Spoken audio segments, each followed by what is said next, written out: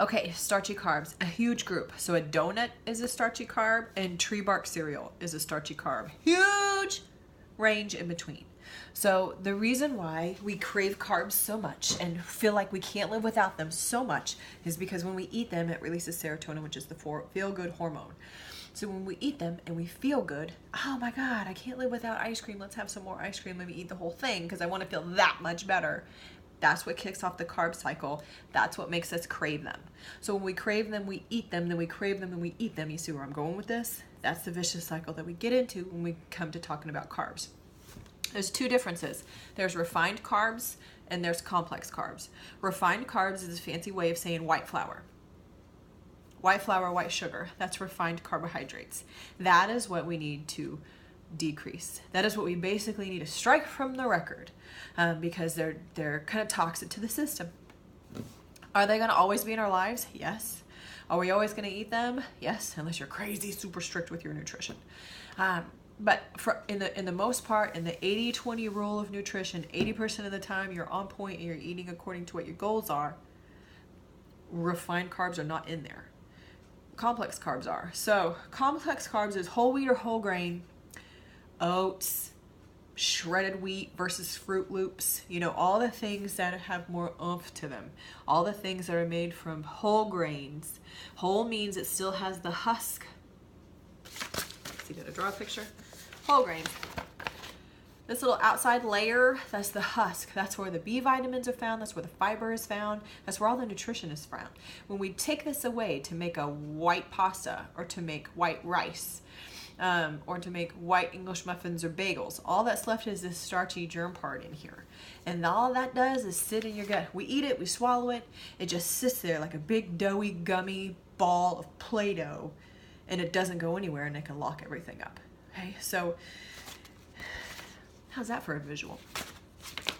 The whole grain is going to give you more of the fiber that keeps everything moving through, that keeps everything more naturally based, and offers you more nutrition. So, examples. I'll talk a little bit about portion control too in the starchy carbs. I know I'm talking fast because it's so much to cover, and I'm trying to keep my videos not an hour long. Whole wheat pasta, 7 servings in a box. Servings per container. The biggest thing that you can do when you're talking about starchy carbohydrates is read the food label and eat according to what the serving size on the food label says. Basic principles, that's the easiest way to start, okay, if you haven't done that already. 7 servings of pasta in this box.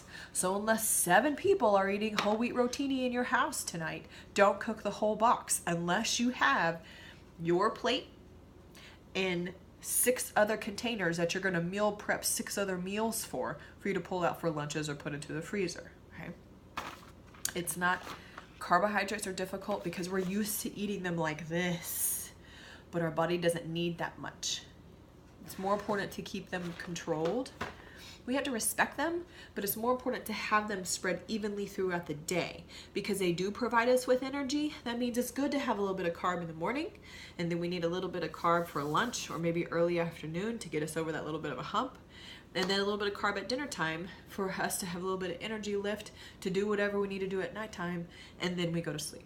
Okay, so at a minimum, I get 3 starchy carbs on my bracket per day. So I always have one in the morning, in the afternoon, and either in the for my afternoon snack or as part of my dinner. Okay. Steel cut oats or rolled oats, fine. Either one is fine. They have the same amount of fiber in them. Steel cut oats better than package of instant maple brown sugar oatmeal because that is instant. Instant means it's going to cook for anything with the word instant means there's a lot of salt in it because salt retains water, and when our foods can have more water in them and we're cooking them on the stove or in the microwave, that means they're going to cook faster. That's what makes it instant because salt is a sponge. That's why brown rice, old school brown rice, takes so long to cook because there's no salt in it and it has this husk on the grain, so it takes longer to cook because it has to soften up. It has to soften up through that little jacket that's on there. Carbohydrates are really, you can really have a whole lot of processing to it. Okay, so Bisquick. a processed refined carbohydrate. Okay, we make sausage balls every year for Christmas, and this is still here from Christmas, January 2018. All right, so it's good for a whole nother year. Okay, not really, because I already opened it, but all right, so that's made with white flour. Breadcrumbs are made with white flour. You could buy whole wheat breadcrumbs, but I chose this because there's only 4 ingredients in it versus like the other. I picked up whole wheat breadcrumbs. You can also buy whole wheat stuffing, but it's made with whole wheat bread, but the ingredients list on that bad boy was like this long, and there were so many chemical leavening agents and preservatives, and there was preservatives in the bag that it came in. I mean, so it was just way too much. I would rather have 4 ingredients that I can pronounce, even though they're made from white flour, because it's just simple, clean ingredients that you can pronounce. Talked about pasta. Let's see, peas. I got this off the Dent and Ding rack. Man, I love the Dent and Ding rack. Sweet peas are a starchy carb. Okay, no salt added. We talked about that in the fruits and vegetables talk the other day. Anything that comes out of a can needs to be no salt added. So sweet peas for 50 cents. Starchy carbs.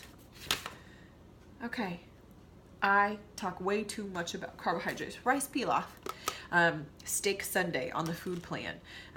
Paul loves to make steak and rice pilaf in either salad or broccoli every Sunday. That's kind of our deal. He loves boxed rice pilaf. Is what it is. We got a good balance, so all right. But the sodium in 1 cup of this rice prepared is 780. 780. The sodium in 1 cup of brown rice prepared is 0. Okay. In general, we need our diet to be like 200 milligrams of sodium or less. So if I eat 1 cup of rice at dinner after already eating all day long, and it's got almost 1,000 milligrams of sodium in it, then I'm blowing my sodium goal. Okay? Our body needs salt.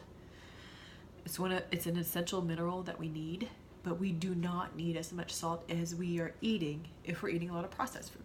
Okay? So pick and choose your battles as far as carbs goes. Biggest thing to remember about starchy carbs is try your hardest to get rid of white flour across the board. You're better off eating like an oatmeal raisin cookie than a Little Debbie snack cake zebra cake. Okay, so at least you have some oats in there. You've got a raisin in there. It may have all kinds of butter and sugar in it, but it doesn't have wax in it and food dye in it and white flour in it and Crisco and whatever hydrogenated oils and whatever they put in it. Okay, so again, keep your food as real natural as possible. Focus on the serving sizes of starchy carbs. Follow whatever they say on the food labels. Most starchy carbs are going to come out of a box or a bag or a container, so they'll have a food label on it. All right, so this is a big category. This is a really big topic. It's a hot topic nowadays. A lot of people are doing no carb diets. So if you have any comments or any questions, post them below.